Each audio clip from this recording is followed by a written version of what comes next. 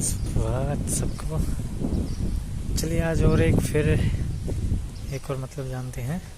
हमारे पीछे एक आपको दिख रहा होगा, ये ओम शांति का विश्वविद्यालय है।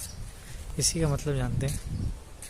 ओम का गहरा मतलब है, जितना भी चीज़ दिख रही है या मैं भी दिख रहा हूँ, ये सब ओम है। इट मीन्स ये कहीं ना कहीं एक बहुत ही साउंड करते हैं, एनर्जी, नेचर एनर्जी साउंड है। ओम मिलाकर ओम होता है। तो शांति जब इसके श्वास निकल जाती है और अंत हो जाता है, बेसिकली दैट इज शांति।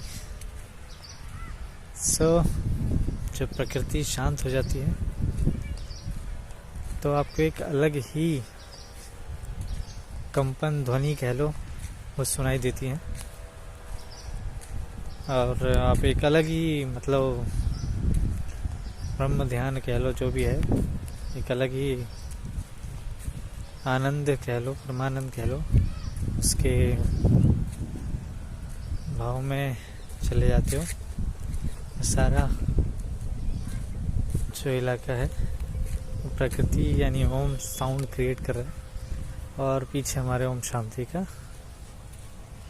विश्वविद्यालय है। तो ये बहुत अच्छा है। तो आज हमने ओम शांति का मतलब जाना और उसको आप भी शांति को फील करें क्या है, लेकिन शांत नहीं होना, अच्छे काम करते रहना। ठीक है, ओके, बाय बाय।